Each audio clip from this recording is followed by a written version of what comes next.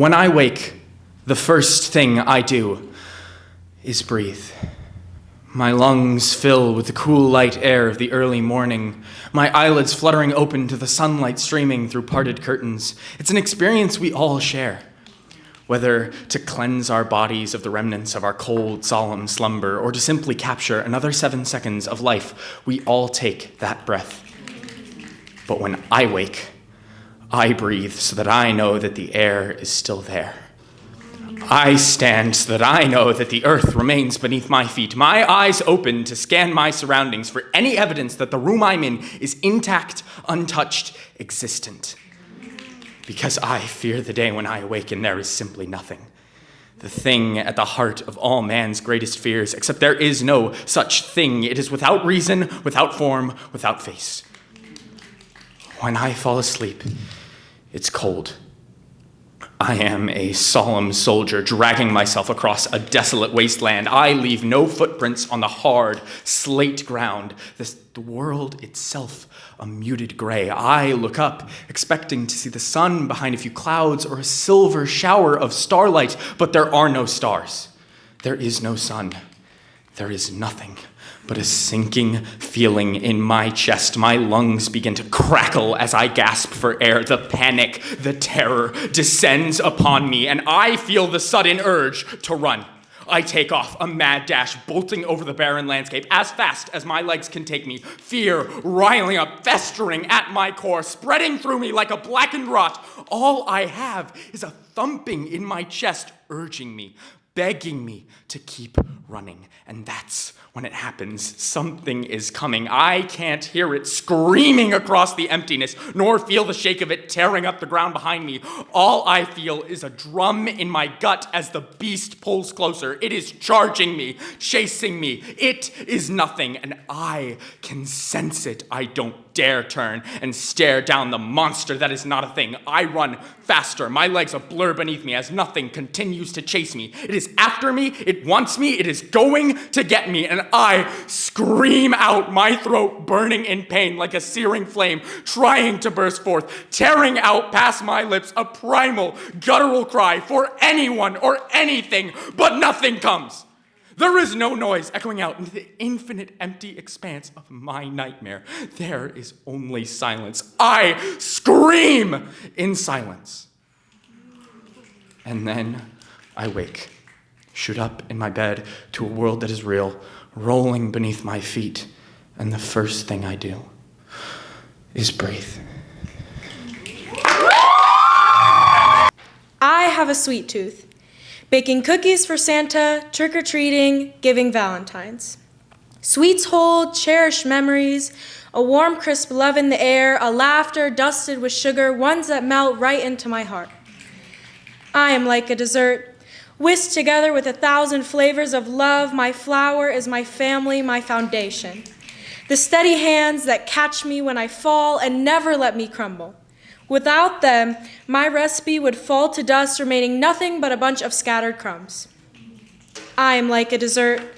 My family abroad in Egypt are my semi-sweet chocolate chips. I rarely visit, but when I do, my worries dissolve like honey in hot tea, melting away into the heat just like me, laughing until 3 a.m., swimming in the Red Sea, car rides with the windows down and music blasting out. Not a second of silence, my moments of fleeting joy. Yet it is bittersweet. I eventually leave for years to come, if not the last, as Egypt is poor medically. So every few years, someone loved flees too far away for flowers and too far away for grief. I am like a dessert. My butter is my love of culture and inclusion, an aurora of colors and an enchantment of life. My desires to combat each comment made to elementary school me, who was not blonde with blue eyes, but brown with big curly hair. Every whisper to move that hair, to be more American, to blend in. My Egyptian identity became the glue I grew to be proud of as butter binds a dessert together, ensuring not a single speck of flour is isolated or left behind. I am like a dessert. A multitude of flavors, ingredients, and love blended and whisked together to make my recipe complete. Each ingredient just as essential, and missing one would mess up the entire recipe, leaving me a little bit bitter or at least salty.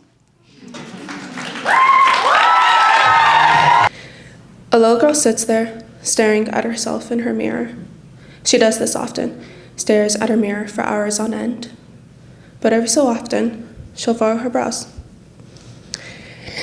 She's in a room, surrounded by mirrors, clothes, makeup, posters. At her vanity, she stares. Around her, there are pens, pencils, pills, and at her feet, a scale. There's a shelf in her room. In it, there are books with genres from rom-coms to fantasy to nonfiction to weight loss, all ending the same, with the female lead so pretty and everyone's thoughts of her so vain.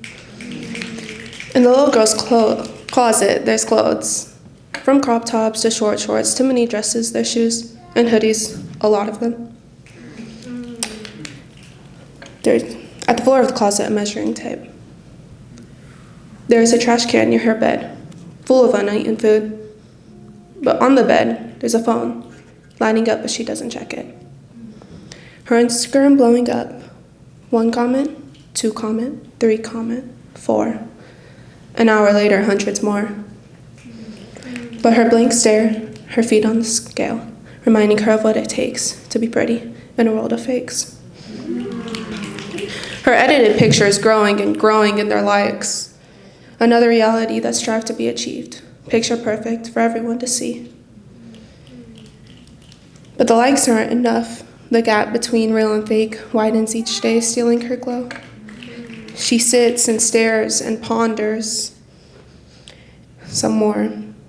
Her stomach growls, her hand trembles, her young body rebels. Her hunger for approval outweighs any other need. Because who needs to eat when there's more important things to feed? Her phone lies on the bed, always there lurking, while the little girl sits there, praying she doesn't break her vanity stool.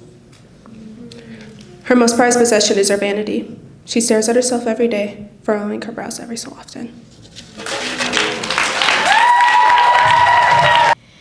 Emmy Braun is 13 now, but 7 then, short and skinny, with curls dyed red, small gray glasses, and hallway passes. He walks home alone, kicks all the rocks, and asks himself, what happens next?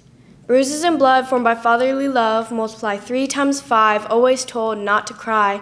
Tan grass, November cold, he's now 8 years old. Dye washed out, dirty blonde hair, Saturdays at 5, and dad's not there. He asks himself, what happens next?